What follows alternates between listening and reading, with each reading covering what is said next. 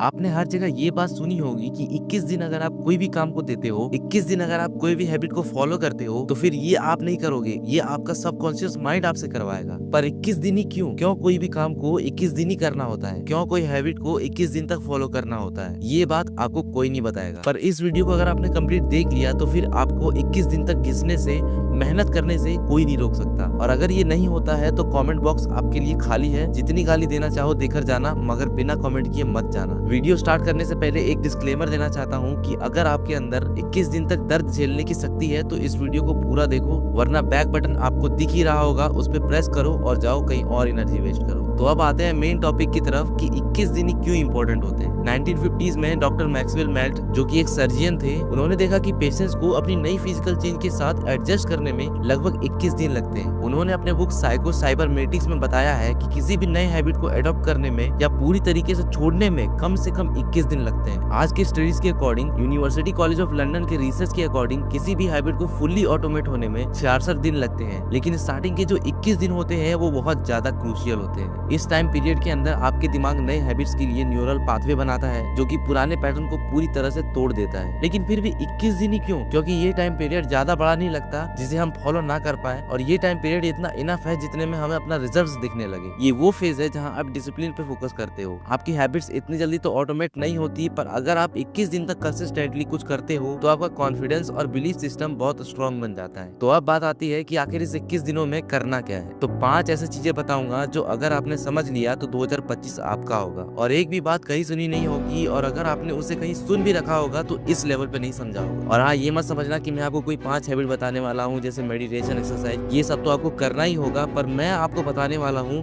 कि इसके पीछे का रीजन क्या है, क्यों हमें ये सब करना चाहिए। एंड बिलीव मी, अगर आप 21 दिन तक ये कर लेते हो तो 22वें दिन से आप खुद बिलीव नहीं करोगे कि यार ये मैं क्या बन गया। अब आपका अटेंशन लेने के लिए ये नहीं बोलूंगा कि 4th वाला या 5th वाला इतना इंपॉर्टेंट है, बिकॉज इंपॉर्टेंट सभी है। देखना है तो पूरी वीडियो देखो, वरना अभी भी आप जा सकते हो। पॉइंट नंबर 1, इस स्ट्रेटजी में इतनी ताकत है कि आप कोई भी आदत को बिना ताकत, बिना विल पावर लगाए बदल सकते हो। आज से लगभग 25 साल पहले चाइना में सन जू नाम का एक मिलिट्री जनरल था, जिनकी famous book the art of war में बताया गया है कि वो ज्यादातर वॉर बिना लड़े ही जीत जाते थे। क्यों? क्योंकि उन्होंने अपने एम्पायर का ज्यादातर हिस्सा वीक आर्मी से लड़कर ही जीता था, और इन वीक एम्पायर को हरा कर उन्होंने अपना एम्पायर इतना बड़ा कर लिया था कि अब उन्हें बड़ी आर्मी से भी लड़ने में कोई मुश्किल नहीं होती थी। और बड़ी आर्मी से भी लड़ते वक्त वो ऐसे जगह पे अटैक करते थे जहाँ सामने वाले की पकड़ उतनी स्ट्रांग नहीं हो, जैसे माउंटेन और रेगिस्तानी इलाके में। बड़ी आर्मी से लड़ना मुश्किल होता है, पर वीक आर्मी से लड़कर अपने आप को मजबूत बना लो तो बड़ी आर्मी से भी लड़ना आसान हो जाता है। ठीक उसी तरह बड़ी आदतों से लड़ना मुश्किल होता है, इसलिए मैंने कहा फाइट विथ स्मॉल हैबिट्स, जो कि आसान होती है। फिर जब आप स्ट्रांग बन जाते हो तो बड़ी हैबिट्स को बदलने में उतना डिफिकल्टी नहीं होता। आप रीडिंग कर रहे हो तो ऐसी जगह कर रहे हो जहाँ आपका बेड पास में हो, आप ऐसी जगह पढ़ रहे हो जहाँ आपका फोन पास में हो। तो अगर आप अपने काम को ऐसी जगह पे करोगे जहाँ आपको इजीली डिस्टर्ब किया जा सकता है, तो वहाँ आपके लिए हमेशा स्ट्रॉन्ग सिचुएशन ही क्रिएट होगा। इसलिए आपको स्ट्रॉन्ग सिचुएशन से नहीं लड़ना है, आपको बड़ी आर्मी से नहीं, पहले छोटी आर्मी से लड़ना है। पहले छोटे छोटे हैबिट्स को चेंज करके अपने अंदर की विल पावर को बढ़ाओ, जो आपको बड़े हैबिट्स को बदलने में आपकी पूरी हेल्प करे। अगर आपको ये पॉइंट अच्छे से समझ में आ गया है तो आगे बढ़ते हैं, लेकिन अगर नहीं समझ में आया है तो कमेंट सेक्शन आपके लिए खाली है। मैं 24/7 आपके लिए अवेलेबल हूँ, जो भी हेल्प चाहिए आप बिना डरे पूछो। अब ये बात समझ में आ गई कि 21 दिन घिसना है, लेकिन कहाँ घिसना है ये बात नहीं पता है, तो फिर आप वहीं जाओगे जहाँ आपको ये बस लेकर जाएगी। इसलिए पॉइंट नंबर 2,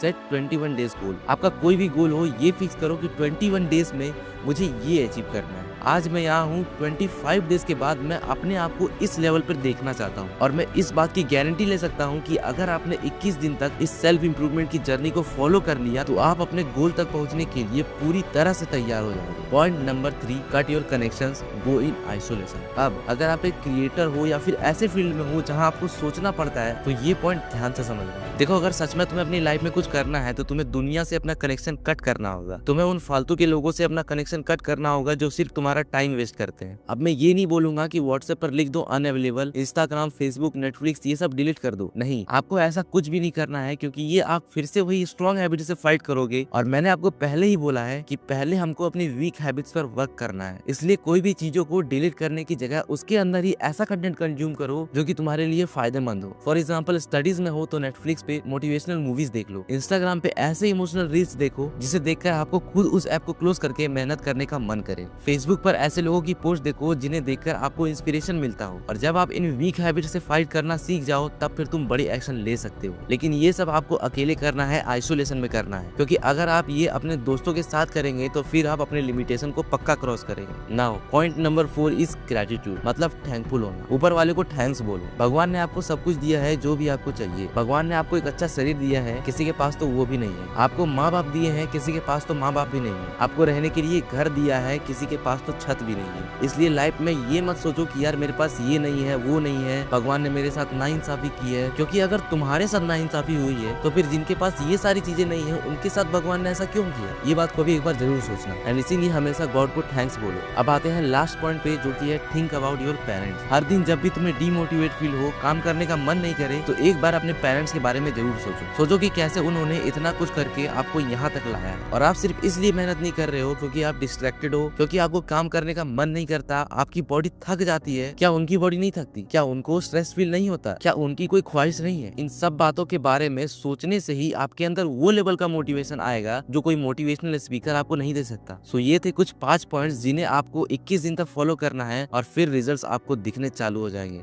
बट इनके साथ साथ तुम्हें exercise, early wake up, learning new skill, ये सारी चीजों पे भी काम करना है, तभी जाके तुम अपने लाइफ में कुछ उखाड़ पाओगे। अब मुझे पता है कि 90% लोग मेरी वीडियो को छोड़कर जा चुके होंगे, कुछ गिने चुने ही लोग होंगे जो यहाँ तक मेरी वीडियो को देख रहे होंगे। तो मैं आपसे एक बात कहूंगा कि आपकी लाइफ तब तक चेंज नहीं होगी जब तक आपके अंदर से उसे चेंज करने की आवाज ना आए। अब अगर ये वीडियो अच्छी लगी हो तो लाइक, सब्सक्राइब एंड कॉमेंट जरूर करना, क्योंकि इससे मेरे अंदर भी मोटिवेशन आता है और मैं आपके लिए ऐसे कंटेंट्स और बनाते रहने की मेहनत भी कर पाता हूँ।